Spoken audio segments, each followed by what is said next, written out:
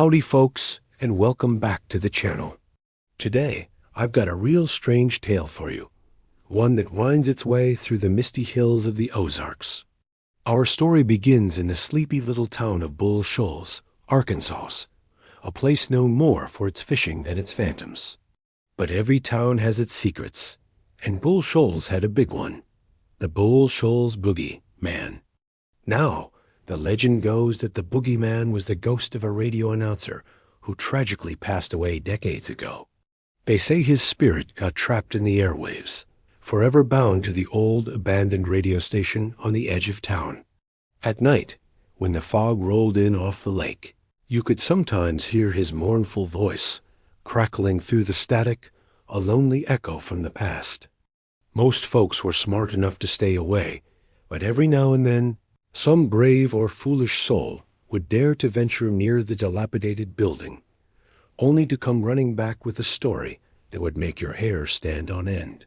The townsfolk had learned to live with their local legend. It was a good story to tell tourists, a spooky tale to whisper around a campfire. But things in Bull Shoals were about to get a whole lot weirder. Unbeknownst to anyone, a visitor from far, far away had just arrived. Not from another state, or even another country, but from another galaxy entirely. His name was Zero Antarctica, and he was, for lack of a better word, a space alien. His spaceship, a sleek silver craft that shimmered like a heat haze, had touched down silently in a hidden cove deep within the Ozark Mountains. Zero Antarctica wasn't here to conquer or cause trouble. He was an explorer, a curious being with large, inquisitive eyes, eager to understand the peculiar ways of Earthlings. He looked different, tall and slender, with skin that had a faint, pearlescent glow. He managed to find some local attire, a pair of overalls and a wide-brimmed hat, which, he reasoned, would help him blend in. It didn't, really, but the folks in Bull Shoals were generally polite and just figured he was an eccentric artist from out of state. As Zero Antarctica wandered through the town, soaking in the sights and sounds, he started hearing whispers. Whispers of the boogeyman. The story fascinated him. A being trapped between worlds, communicating through radio waves? It sounded less like a ghost story and more like a complex energy displacement problem. His scientific curiosity was piqued. This wasn't just a local legend. It was a puzzle, a mystery he felt compelled to solve. And there was only one place to start, the haunted radio station itself. So, with a determined glint in his otherworldly eyes, Zero Antarctica set off towards the edge of town, towards the source of the legend, completely unaware that his path was about to cross with another of Bull Shoals' unique characters. As Zero Antarctica approached the old radio station, he heard a sound drifting through the tall pines. It wasn't the spooky wail of a ghost, but the twangy, soulful notes of an acoustic guitar. There, sitting on the rickety porch of the abandoned building, was a man who looked like he'd stepped right out of a folk song. He had a long flowing beard, a beat-up cowboy hat, and fingers that danced across the guitar strings with a lifetime of practice.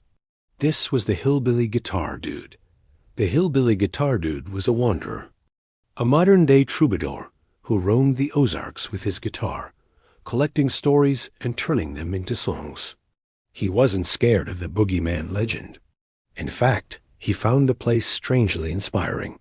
The melancholy atmosphere of the old station gave his music a certain haunting quality. He looked up as Zero Antarctica approached, his fingers stilling on the strings. "Howdy, stranger," he said, his voice a low, gravelly rumble.